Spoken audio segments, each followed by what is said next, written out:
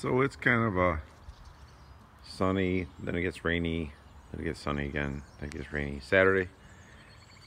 And I've got the box off and got it upside down, and I've been welding on it for coming out at night welding on it for like a week, and realized I had this much stuff to do under here. Some of it I elected to do, probably didn't need to do, but just very boring, so I really haven't taken any video of it. But I've pretty much got all the welding done. I'm just gonna get this scraped off a little bit. I think I'm gonna do the rust mort on the rusty metal, and then I'm just gonna do tractor paint with hardener in it and paint the bottom with a brush just to put something on it. But I tied, this is the angle iron or L-bar that I put in, and I've just done a little more tying back. I had these pieces in there, I just couldn't weld them very well before.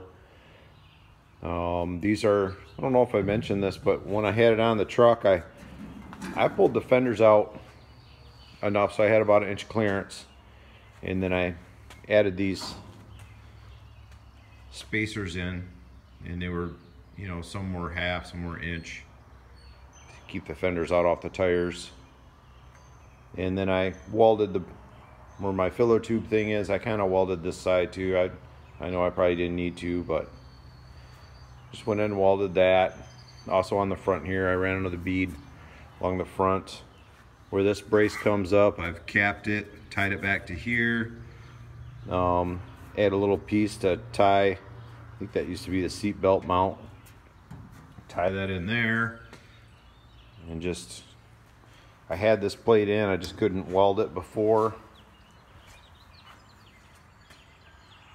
What I did here is I just went in and cut this. I had this sticking out more, and this is pretty thin steel, the Crown Vic stuff. So for the gas tank mounts, I just cut, this is pretty thick here, so I just cut it right at the back of there. And I had, this is 16 gauge, and it's got a bend on, it was off shelving or something. It's got a little bend on it, so it's pretty strong.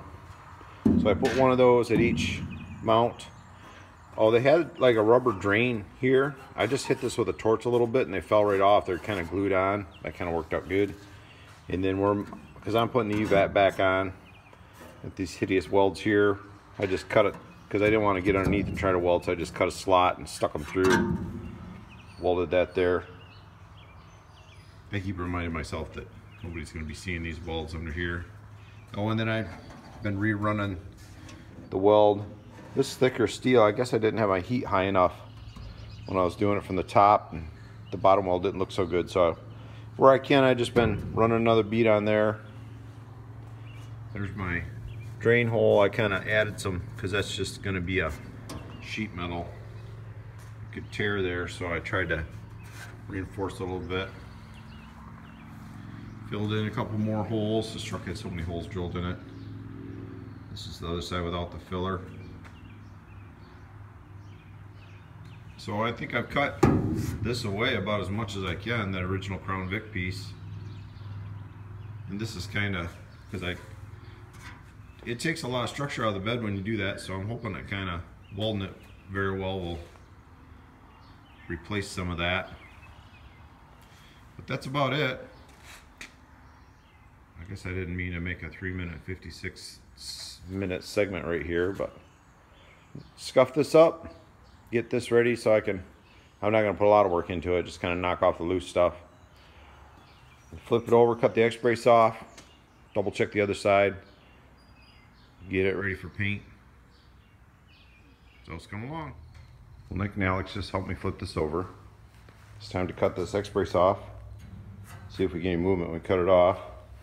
As you can see, I've got a little bit more paint prep to do in here.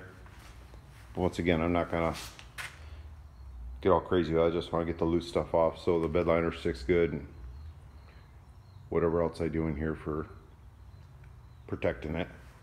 I'll leave the outside like it is, but do some paint on the inside.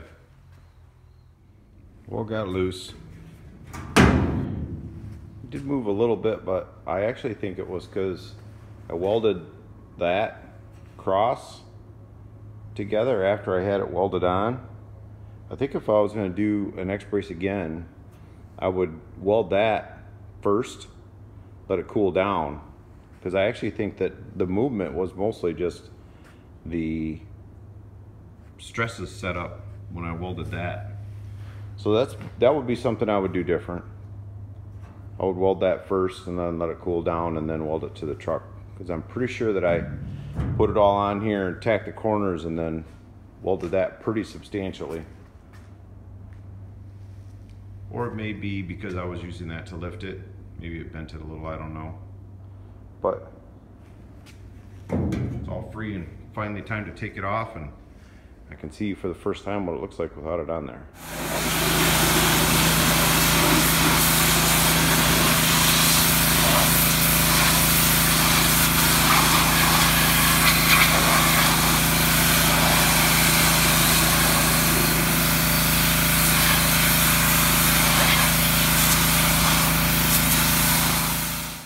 So it's Memorial Day weekend 2018. I've been working on the exhaust some, trying to get that back in there with the Flowmasters and some different exhaust tips. Really have not covered much of that. It's really not that exciting. Not a lot to show there, but it does take time to do. And then also working on painting getting the coating on the bottom of the bed. I have already done a layer of coating of rust wart on the bottom of this, and I've done a coating of self-etching primer on the entire bottom here, and on the front here I'll just put something to kind of on top of that rust. And now I'm going to do some of this tractor paint with some hardener in it. I'm going to put a cord on there and cover what I can cover, and then I'm going to get some of the same stuff. I forgot to get it the other day. Some spray bombs of the same stuff, and try and get in the areas you can't reach with a brush, and just try and put some protection on the bottom of this. So nothing really very exciting, just chipping away at it.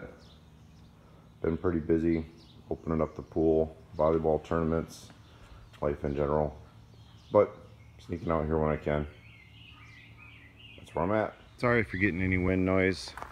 This is just the Flowmasters welded on the stock H-pipe there after the catalytic converters.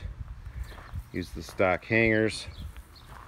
These flanges are off I've got a buddy that works at a place where they do racing Cadillac CTVs, and he gave me some stock catalytic converters I sold those flanges from, and then I had to make, only had two, so I had to make the corresponding flanges, but that way I'll be able to at least take it apart. What do you guys think of this color for the wheels? Comment below. Still time to change in my mind. Yeah, it's a little on the warm side.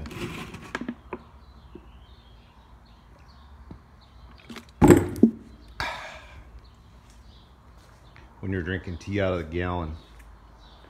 Well, I've got the exhaust almost done. I just have one weld on each side to finish up, and it's basically the stock Crown Vic exhaust, just with those Flowmasters in there. And then I found these tips. I don't know, I forgot I had them. They're off of 09 G8, Pontiac G8. So, oh, they kind of work. So put them on there.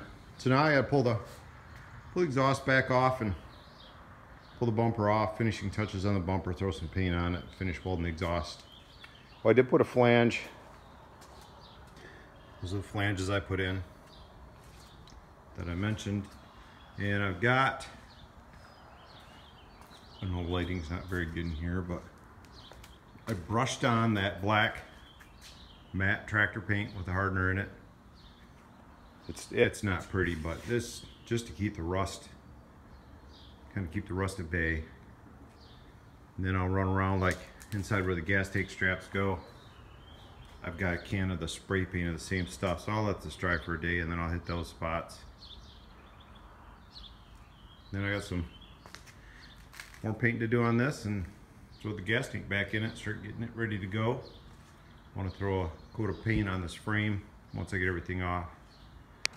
So yeah, it's coming along. I think I might just throw this as a, just chop it here and make an episode, because it's really gonna kind of doing several things at once. So